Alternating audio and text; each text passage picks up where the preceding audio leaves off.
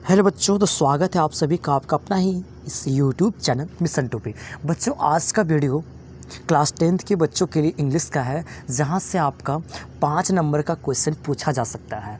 ठीक है, ये बहुत ही इंपॉर्टेंट क्वेश्चन है। मैं अंकित सर आप सभी के लिए इंपॉर्टेंट क्वेश्चन इंग्लिश के लिए मैं लाते रहता हूँ। ठीक है, तो जो चैनल पर नए हो चैनल को सब्सक्राइब कर बेल आइकन को प्रेस कर लेना, क्योंकि इस चैनल से आपका वीकली टेस्ट हो या फिर बोर्ड एग्ज़ाम हो, आपका सारा का सारा टेस्ट और एग्ज़ाम अच्छा ही जाएगा। ठीक है, तो चलिए बिना लेट किए वीडियो को स्टार्ट करते हैं। बच्चों, अगर ये क्वेश्चन पूछता है तो यहाँ से आपका 5 नंबर फिक्स पूछेगा। ठीक है, 5 नंबर का क्वेश्चन यहाँ से फिक्स रहेगा, क्योंकि बच्चों ये बहुत ही इंपॉर्टेंट क्वेश्चन और कई बार पूछा गया है, 1 2 3 बार नहीं, जबकि 5-6 बार लगातार, मतलब अल्टरनेट ईयर या फिर 1-2 साल छोड़ के मतलब पूछा ही जाता है। ठीक है, मतलब नॉर्मली ये पूछा ही जाता है।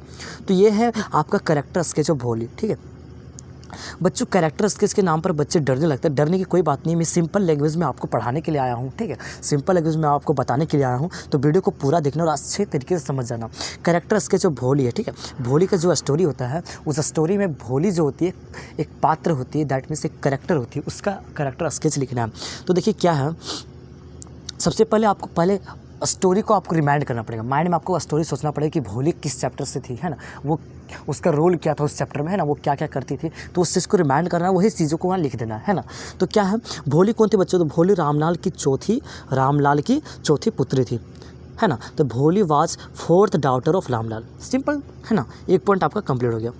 ठीक है, आपको वहाँ पर इंग्लिश लिखना है, तो उसी तरह मतलब ट्रांसलेट माइंड में आपको ट्रांसलेट करना है। मैं आपको यहाँ पर आपको टफ ना पड़े, मैं इसलिए आपको वीडियो में ट्रांसलेट कर दिया हूँ। ठीक है, चलिए अगला पॉइंट देखते हैं। अगला पॉइंट है, वह बचपन से थोड़ा धीमी थी। वह बचपन से थोड़ा धीमी थी, मतलब ही वाज, सॉरी यहाँ पर सी लगेगा क्योंकि वो लड़की है ना, सी लगेगा। यहाँ पर क्या लगेगा? She was little slow from her very childhood. वह बचपन से थोड़ी धीमी थी, है ना, बचपन से थोड़ी धीमी थी। दैट मीन्स वो मतलब थोड़ी सी बैकवर्ड चाइल्ड की थी ना, मतलब वो ज़्यादा ना खेलती थी ना, मतलब ज़्यादा वो बातें करती थी, मतलब कुछ नहीं, बात क्या, वो बोल भी नहीं पाती थी, हकलाती थी, है ना। आप स्टोरी पढ़े हो तो आपको पता होगा। अब क्या है अगला पॉइंट, उसके चेहरे पर चेचक के निशान थे। She had marks of a small fox in her face. क्या सिंपल सेंटेंस, उसके चेहरे पर चेचक के निशान थे।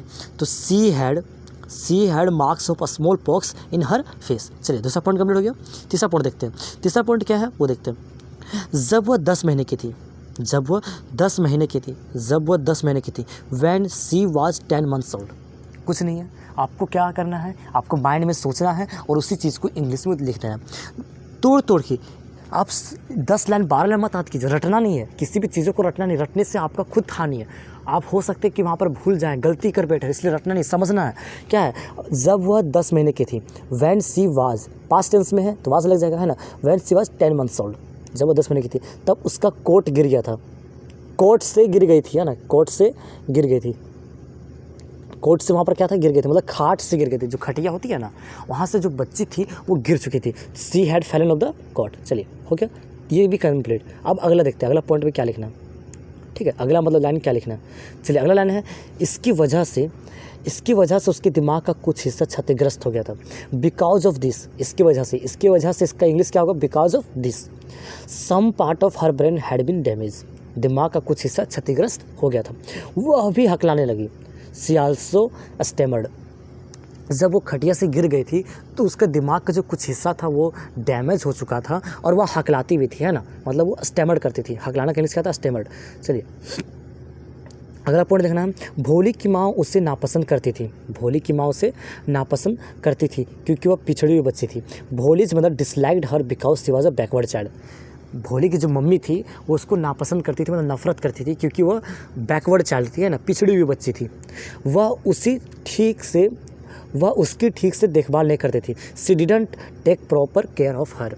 जो भोली की माँ थी, वो जो मम्मी थी उसकी, वो भोली का सही तरीके से देखभाल नहीं करती थी, है ना। चलिए अगला पॉइंट है, उनके पिता भी उनकी शादी को लेकर चिंतित थे। जो भोली के पिता थे, भोली के पिता नाम क्या है, रामलाल। तो जो भोली के पिता रामलाल थे वो क्या थे कि भोली की शादी को लेकर काफ़ी ज़्यादा चिंतित थे, है ना। Her father was also worried about her marriage. Her father was also worried about it marriage. क्या कुछ नहीं, सेंटेंस में कुछ नहीं, केवल पढ़ना और आपको लिखना है। क्या लिखा हुआ है, पास्ट टेंस में हुआ, क्या लग जाएगा, वर्ब तिर लग जाएगा, है ना। Worried about her marriage. शिक्षा ने उनके जीवन में बहुत बड़ा परिवर्तन ला दिया। Education had brought great change in her life. Education had brought great change in life. वह एक आत्मविश्वासी लड़की बन गई। Now she had become a confident girl. Now she had become a confident girl. चलिए अगला पॉइंट देखते हैं। अगला पॉइंट 8वां पॉइंट है। 8वां पॉइंट है, उसने दिसंबर से शादी करने से मना कर दिया। जो भोली थी वो दिसंबर से शादी करने से मना कर दिया। क्यों मना कर दिया? सी रिफ्यूज मैरिज विथ दिसंबर। क्यों मना कर दिया? क्योंकि उसने उसके पिता से दहेज मांगे थे, है ना, दहेज मांगे थे। जो दिसंबर थे वो पिताजी से दहेज मांगे थे। बच्चों अगर आपको पता है कि कितना दहेज मांगे थे तो आपको लोग अपना कमेंट बॉक्स में लिखिएगा।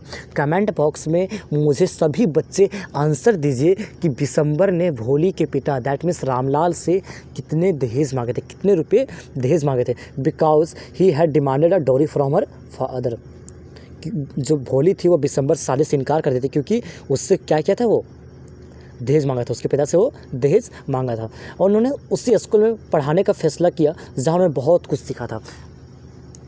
फैसला की, है ना, उन्हीं का फैसला किया। मतलब जो भोली थी शादी को रिफ्यूज़ करने के बाद वह उसी स्कूल में पढ़ाने का फैसला ली जिस स्कूल से वह बहुत कुछ सीखी थी, जीवन की सीख सीखी थी, है ना, ज़िंदगी की सीख सीखी थी। She decided to teach in the same school where she had learned a lot.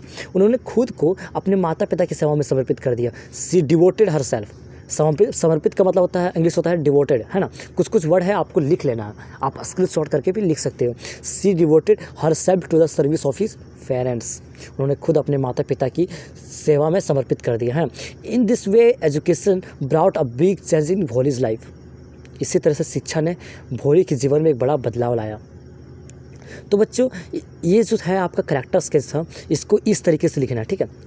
Question आपको यहाँ पर इस तरह से लिखा हुआ रहेगा, उसको आपको किस तरीके से लिखना है, इस तरीके से आपको डायरेक्ट वहाँ पर लिखना है। वहाँ हिंदी में मत लिख दीजिएगा, ठीक है, उस तरीके से यहाँ पर डायरेक्ट लिखना है। तो बच्चों आप लोग सब प्रैक्टिस कीजिएगा तो आपका कैरेक्टर स्केच क्या, आपका सारा इंग्लिश का सारा क्वेश्चन बन जाएगा, ठीक है। तो अब मैं आप लोग का सारा प्रिपरेशन करवा दूंगा, आप लोग बस प्रैक्टिस करते जाइए। और जो मेरे इंस्टाग्राम ID नहीं जानते हो वो डिस्क्रिप्शन बॉक्स में जाइए, इंस्टाग्राम ID मिल जाएगा और वहाँ पर आप डिमांडेड कीजिए कि कौन सा वीडियो आना चाहिए। आप कमेंट बॉक्स में भी लिख सकते हैं, कमेंट बॉक्स में फटाफट लिखो कि अगला वीडियो किस पर आना चाहिए और वहाँ पर आप प्रैक्टिस जो कीजिएगा वो भी आप फोटो भेज सकते हैं। तो thanks for watching this video.